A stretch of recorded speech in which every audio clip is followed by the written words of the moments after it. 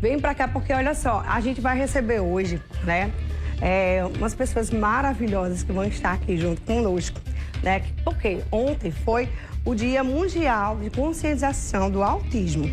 E para entender melhor sobre isso, sobre o autismo, né? Você que está em casa, que às vezes tem uma criança que é autista, ou às vezes percebe algumas coisas, mas não sabe, né? Não identifica muito bem. Hoje eu estou recebendo aqui o Will Cleverson, né? E o Will Cleverson, ele é da Clínica Sentidos, e a nossa fonoaudióloga Tatiana Vanderlei, que também está aqui junto conosco, né? Para falar um pouquinho sobre o autismo. E a Emily está aqui também, e vamos estar falando sobre o espetáculo que eu falei para vocês, que vai acontecer agora na Cidade Viva, dia 6. Minha gente, vai ser um espetáculo lindo de Páscoa, né? Ai, meu Deus, eu não vou contar nada para vocês, não. Quem vai contar são eles aqui, né? Bom dia, minha gente, sejam bem-vindos. Tudo bom, Cleverson? Tudo bem, Marília? Bem-vinda aqui ao nosso Manhã da Gente hoje. Bem-vinda, minha gente, Tati. Tudo bom, Emily? Tudo bem? Sejam bem-vindas. E hoje a gente vai falar um pouquinho sobre o dia de ontem. É que foi um dia, né, especial, né, minha gente? Verdade. Um dia, assim, maravilhoso, né, para quem tem um autismo e precisa de respeito, né, Cleverson? Sim, com certeza, né? O que é que você me disse sobre o dia de ontem? É muito importante, né, a questão de trazer, não só no dia 2 de abril, mas a gente trabalha isso faz parte da nossa vida, né? Trazer essa inclusão, trazer esse conhecimento a respeito do autismo. Quanto mais você conhece, mais você respeita. E aí, acho que esse ano foi muito bem escolhido, né, o tema, né? Então, mais informação e menos preconceito. É isso que a gente precisa, né? Tá botando rótulo, enfim. Acho que é muito importante a gente poder ter esse momento para falar sobre isso. Tati, você como fono, né? Dá para perceber, assim, de antemão, uma pessoa quando ela tá com dificuldades na linguagem? Dá, né? A gente tem que sempre ficar atento a, desde bebezinho, alguns sinais, alguns sintomas são aparentes, né, na criança com autismo. Então, desde a amamentação, a gente já pode observar se essa criança, na hora de amamentar, se ela não olha para a mãe, se ela não tem as respostas sociais que já são esperadas para uma criança a partir de 3 meses de idade. Então, se essa criança, no seu desenvolvimento, né, ela começa a não falar, por exemplo, a partir de 1 ano de idade, associado a uma dificuldade de contato visual, a uma dificuldade de atenção ao nome, essa criança já está demonstrando alguns sinais de alerta que ela está precisando de ajuda. Pois é, gente. Então, você que é mãe, sempre tem que estar, assim, atenta aos sinais. Às vezes a gente não percebe, às vezes a gente passa despercebido, acha que é besteira, acha que daqui a pouquinho o negócio vai funcionar, a pessoa vai começar, por exemplo, a falar, né, melhor. E tem idade, não tem idade para começar já a dar os primeiros passos, as primeiras palavrinhas, tem idade para formar frases. Tem. E aí, quando não chega essa idade, quando chega essa idade que a criança não fala nada, né? Aí você já tem que começar a se preocupar, não é verdade? Como é que o fonoaudiólogo ele pode ajudar a diagnosticar uma criança com autismo? Quando a gente pensa no autismo, a gente pensa em várias coisas associadas, né? Primeiro, a criança tem dificuldade de interação social e tem dificuldade na comunicação social também. Então, a gente tem que observar esses critérios e entender que não é toda criança que tem um atraso que é autista. A gente tem que fazer um combo de situações que tem que estar juntas ali para a gente poder fazer esse diagnóstico. O diagnóstico ele não é único do fonoaudiólogo, é um diagnóstico multiprofissional, né? Primeiro passa por um médico, depois passa pelos especialistas para a gente traçar o plano terapêutico dessa criança. E saber que hoje, no mundo, a gente tem 1 a cada 36 crianças com autismo, né? Os últimos dados divulgados agora, dia 23 de março, pelo CDC, lá dos Estados Unidos. Então, de 2 em 2 anos, eles lançam essa incidência. Hoje é 1 a cada 36 crianças, então a gente tem que estar muito atento.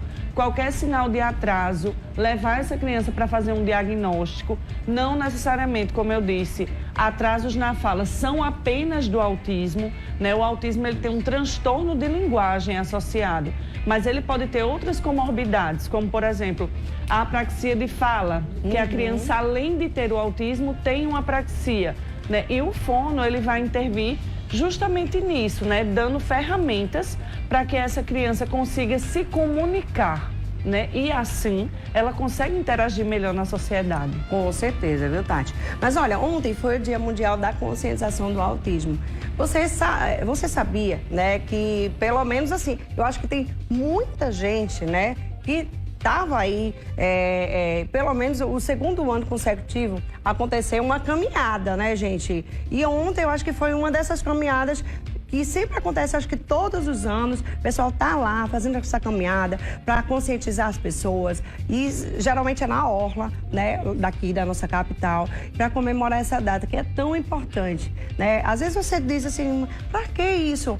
Mas é para conscientizar as pessoas da importância e que todos nós somos iguais e que nós temos que dar respeito e ter respeito pelas pessoas também. E a gente vai ver a matéria de hoje, vai, solta aí. O Dia Mundial da Conscientização do Autismo, 2 de abril, foi criado pela Organização das Nações Unidas, ONU, no ano de 2007. Essa data foi escolhida com o objetivo de levar informação à população para reduzir a discriminação e o preconceito contra os indivíduos que apresentam o transtorno do espectro autista. O autismo é uma condição de saúde caracterizada por desafios em habilidades sociais. Esse evento é para levar a conscientização, porque os nossos filhos, eles têm uma deficiência que é invisível aos olhos. Então, eles não têm nada físico que possa ser identificado. Então, isso gera muito preconceito. Então, o tema esse ano é por mais informação e menos preconceito. Eles são puros, eles trazem muita alegria para nossas vidas. Eu diria que a gente tem muito mais a aprender com eles do que eles conosco. Uma criança para sempre. Isso, uma eterna criança, meu bebezão, chega em casa, dou aquele abraço, dou aquele cheiro. Olá, o pessoal da TV, como estão vocês aí? Eu vou assistir eu na TV. Tu tá no clima, né? Tô no clima, é claro. Eu tô no clima. Um beijo para todos os apresentadores dessa TV aqui. Arapuã. Dessa TV Arapuã, é claro. Um beijo, um abraço de coração, um beijo de coração. Aqui pra você chegou. Bem-vindo, João Pessoa, Paraíba, Salvador, Nordeste maravilhoso. Eita, Brasilzão, meu Deus, Felipex. Lindo, né, gente? Ramonzinho tava lá cantando, animando, que coisa boa. Mas olha que lindo, né? Menina assim, cheia de vida. Gente, é a coisa mais linda do mundo, animado, né? Olha, eu vou sair na televisão. Um beijo, saiu mesmo, hein? Pareça com eles. Pois é. Vamos falar um pouquinho da importância do tratamento multidisciplinar, no caso dos autistas, Kleber. Isso, como a Tati falou, é uma equipe multi, né, para o tratamento. E uma coisa importante, falando sobre a questão, você percebeu algum atraso? O que a gente fala muito na clínica é a questão, percebeu atraso? Não tem diagnóstico ainda, mas vamos começar a estimulação, vamos começar o tratamento, mesmo que não feche um diagnóstico de autismo, porque a família tem esse medo, né? O primeiro preconceito realmente vai ser a família de aceitar. Então, muita dificuldade de buscar o tratamento por a questão do diagnóstico. Mas o importante é iniciar um tratamento, porque pode ser que nem feche o diagnóstico, nem seja de fato o autismo. Uhum. Se for, que bom, já está em tratamento. Se não for, mas tinha um atraso e ele foi superado. Né? Então, o que a gente sempre orienta é, tem um atraso, vamos estimular, vamos iniciar o tratamento multidisciplinar, né? Interdisciplinar também, como é chamado, para que realmente a gente possa estar estimulando e tirando todos esses atrasos que estão ali instalados. Porque além da fala, né, existem outras coisas também que a gente pode estar diagnosticando como autismo, né? Muita gente diz, não, mas aí... Quer rotular, na realidade. Né? Tem outros atrasos, não é só da linguagem, não, tá, gente? Você tem que prestar atenção em outras coisas que o seu filho pode estar tendo, não é isso, Cleber? Exatamente. Muitos pegam a questão da fala ou a ponta do pé. São os dois mais conhecidos, né? Não, mas ele até fala algumas palavrinhas. Não, ele não anda na ponta do pé. A gente não pode estar rotulando, achando que essas características são características também, mas não é só isso que vai fechar um diagnóstico, que vai apontar para um possível diagnóstico, né, Tati? Tem crianças que são autistas, algumas batem muito a mão, fica rodando, sensorial, fica assim, não gosta de abraço, não é verdade? Por isso porque o autista às vezes não gosta, né? Tem uns que não gostam de abraço. Mas por isso que é tão importante a equipe multidisciplinar, porque, por exemplo, quando você fala que ele balança, assim, é uma estereotipia, né? Faz parte também de alguns autistas. É importante a gente dizer aqui que hoje em dia a gente fala do transtorno do espectro do autismo. Quando você pensa no espectro, você pensa numa variedade. Quando você fala isso, você sabe que existem níveis de autismo. Então, o nível 1 é quem não precisa de muito suporte, é o leve. O 2 é o moderado, o 3 é o mais severo. Alguns deles têm essas questões das estereotipias. Por isso é tão importante a gente ter, por exemplo, um terapeuta ocupacional trabalhando com eles, né? Outros têm muitas dificuldades na questão de aprendizagem, entra em um psicopedagogo, na linguagem, um fonoaudiólogo, nas questões motoras, um psicomotricista. Então, todos juntos vão ajudar essa criança no seu desenvolvimento global. Além disso, a gente pensa na analista do comportamento, né, que vai traçar um plano de intervenção intensiva que vai ser aplicado pela AT. Então, a gente tem um leque de profissionais que vão trabalhar dentro da individualidade desse paciente. E como é que os pais, né, eles podem estar ajudando os filhos, né? Eles podem, essas crianças, elas podem ter uma vida profissional ativa durante todo esse tratamento, né? Como é que os pais também podem estar ajudando essas crianças? Essa é a grande intenção, né? É que a gente realmente possa trazer isso para todos os ambientes, né, da criança, todos os locais onde ela realmente tem esse convívio. Então, esse é o grande desafio, exatamente esse, é que a família também, ela vai poder dar continuidade àquilo, né, que é feito, que é estimulado pelos profissionais, né, com a orientação dos profissionais. Por isso que é importante estar juntos, realmente, a família, né, e a equipe, exatamente, porque ele vai... Tudo aquilo que vai estar sendo estimulado nas terapias tem que levar também para o ambiente da casa. Até mesmo se você for imaginar, ele passa muito... O tempo que ele fica em terapia é a menor parte do tempo do dia dele. Então, ele vai viver em outros ambientes. Então, a gente tem que estar tentando levar para que ele possa, né, estar sendo estimulado também nos outros ambientes onde a criança está inserida. Tem que interagir, tem que estar interagindo socialmente com outras crianças, outras pessoas. Não é isso? Eu acho que tem que ter um estímulo, né? Para que os pais têm que começar com os pais, né? Dando um estímulo para os filhos. E ajudando, levando. A gente fala nos 3 Cs, que é casa, clínica e também a escola, o colégio, os 3 Cs. É verdade. Então, assim, a gente precisa da integração entre esses 6, né? Porque não adianta só a gente aqui estar nas nossas clínicas incentivando as crianças a estimular, se em casa os pais não acreditam, se não, né, se não estimulam também em casa, se essa escola não participa também do processo, já tá presente, né? Se existe uma inclusão, né, só de nome e não de fato. Então precisa que esses 6, casa, clínica, colégio, estejam bem integrados para de fato a criança evoluir. Marília, a gente percebe que quando existe só a clínica atuando, a criança não evolui no seu máximo potencial. É verdade. Quando você tem uma família agregada, se você compara pacientes que têm a intervenção correta com a família junto e pacientes que só têm a nossa intervenção com as clínicas, eles não fluem no máximo que eles podem. Então, é muito importante as famílias estarem agregadas no processo. Vocês acham que as escolas, elas estão preparadas? A Emily já vai falar, né? Ela está ali bem quietinha. As escolas estão preparadas, né, para receber pessoas e vários tipos de deficiência. A gente fala, assim, do autismo, mas existe vários outros tipos de deficiências. TDAH, tem pessoas com a síndrome de Down, que agora é outro nome, né? T21. T21, que eu já descobri essa semana passada. T21. E aí tem outras crianças que têm outros tipos, né? De transtorno, de deficiência. Vocês acham que as escolas, elas estão preparadas? Tem muitas escolas que às vezes não querem receber. Tem professores que ficam desesperadas, porque o que é que eu vou fazer? Como é que eu vou fazer com essa criança? Ela vai me dar muito trabalho. Tipo assim, vai dar o trabalho que a minha turma todinha não vai dar. Enfim, porque aquela criança, ela merece um pouco mais de atenção. Né? Com certeza, por ela ter um pouco mais de deficiência no aprendizado também. Porque muitos têm, né? Tem essa questão. Generalizar é muito difícil, né? Eu acho que tem muitas escolas realmente assim, que estão tentando, né, se adaptar, estão buscando essa inclusão.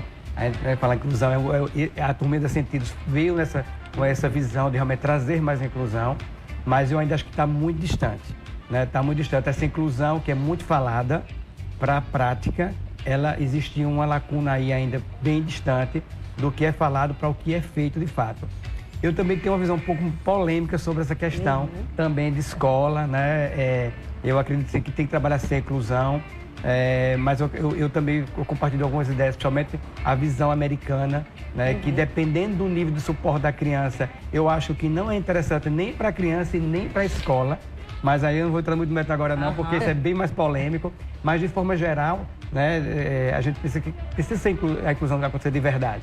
Então as escolas precisam, né, porque a maioria deles sim tem condição suficiente de estar inserido na escola, né, na escola regular, e ter essa adaptação, ter realmente essa inclusão feita de fato e não só bonitinha, né, a coisa romantizada, que nós somos inclusivos, mas cadê a inclusão de fato na hora da adaptação, na hora de realmente ter um profissional para poder acompanhar, para poder orientar, enfim. Eu acho que falta muita coisa para que essa inclusão ela saia do papel, né? Também não vou generalizar, tem muita escola hoje que a gente vê que está se esforçando, mas na sua grande maioria ainda existe uma rejeição de fato de não querer aceitar e dificultar a matrícula dessas crianças. Isso é o que a gente mais escuta, é o que é o mais comum acontecer, né? E quando aceita, é só mais um aluno que está ali, né? E que não tem aquele suporte que precisaria de fato ter.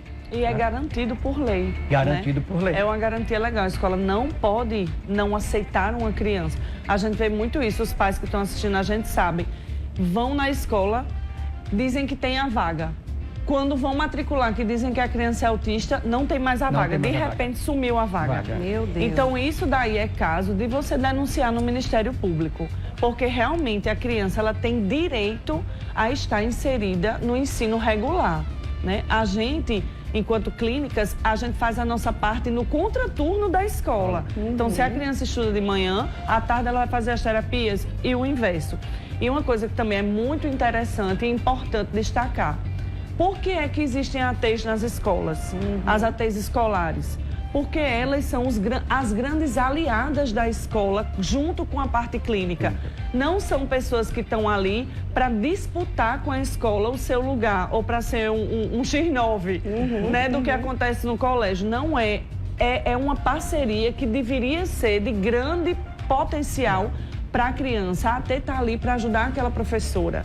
Ela está ali para dar o suporte que aquele aluno precisa. Quando a gente fala de inclusão, a gente pensa muito assim, um deficiente visual, ele tem um acesso a um braille, um deficiente auditivo, a gente tem Libras e outros métodos de comunicação, um deficiente físico, a gente pensa nas rampas de acesso, mas o autismo, ele não é aparente, né? A gente não enxerga olhando para uma pessoa e diz, estou identificando autismo ali. Não é assim, né? Mas eles têm todas as individualidades dele, as dificuldades deles, que tem que ser feitas adaptações, como, por exemplo, a adaptação do material, né? As questões de um AT para trabalhar as questões comportamentais. Então, ter um AT numa escola é incluir, é facilitar para aquela criança a inclusão. Ajuda a escola inteira. Fora isso, as capacitações que a escola tem que ter o tempo todo, não só para o autismo, mas para toda a diversidade que tem ali, né, de crianças com deficiência e outros transtornos, enfim. Mas como Irclepson falou, né, a gente está ainda num mundo muito distante, né, de uma inclusão real. Tem muitas escolas aqui que realmente se esforçam nesse sentido, mas quando a gente faz comparativo com outros países, a gente vê que a gente ainda está um bocadinho para trás. Bem atrasado, bem muito atrasado. Agora sim, quem disse, né? Os pais, eles devem se alertar, desconfiar um pouquinho, que o filho ele está dentro desse espectro. Porque às vezes os pais, eles não querem aceitar. Não, meu filho não tem isso. Não, meu filho não tem isso. Não, mas meu filho não tem autismo. Ah, mas meu filho não tem TDAH. É o tempo dele. É o tempo dele. Não, meu filho... Não, meu filho não tem esse tipo de transtorno. Então, você às vezes não quer aceitar. Aí retarda para levar o menino ou a menina para fazer um tratamento, começar um tratamento. E aí, lá na frente, quem sofre é a criança. Que vai ser uma adulta com problemas gigantescos, né? Além de bullying que vai sofrer na escola. Então, essa mãe, esse pai, eles têm que estar preparados, né, com a criança, para vários tipos de coisas que possam estar acontecendo, até para preparar a criança. Ou seja, a clínica, gente, ajuda nessa preparação para que a criança, quando chegar à escola, né, elas estejam conscientes, ou até mesmo tem algumas, né, que são conscientes do que elas têm e elas sabem se defender. Então, os pais, eles têm que ajudar, acho que as crianças nesse sentido, né, gente? Sim, como eu falei, né? Acho que o primeiro desafio é em casa, né? A frase mais comum é, não, que é o tempo dela, cada criança tem sua forma. Cada criança tem seu tempo, mas tem sinais, tem coisas. Como a gente falou também, se tem um atraso, então vamos estimular. Isso. Não quer dizer que vai ter algum diagnóstico fechado, mas se tem atraso, vamos trabalhar para que possa... a gente está trabalhando nesse atraso. Se vai fechar um diagnóstico mais na frente ou não, isso deveria ser o menos importante que a família deveria estar preocupada. O mais importante seria, não, estamos percebendo que existe algo de um atraso, algo diferente. Então vamos trabalhar, vamos entrar num tratamento. Se depois não fechou, não perdeu nada, a criança foi estimulada, né? Terapia mal não vai fazer, Exatamente. né? Tá? Mal não vai fazer, né? E isso é que a família deveria realmente estar preocupada, né? De fato, de estar trabalhando essa estimulação e estar perdendo um tempo, às vezes, precioso. Esse esperar, e às vezes a família é reforçada por muitos pediatras, né? Muitos pediatras ficam naquela, não, né? Você está comparando com outra criança, vamos esperar mais um pouco. Esse esperar mais um pouco, a criança perdeu aí aqueles primeiros anos de desenvolvimento que são preciosos demais para a criança. Né? Primordial. Nossa, é primordial. Fala em criança, né? Agora a Emily vai falar. A Emily ficou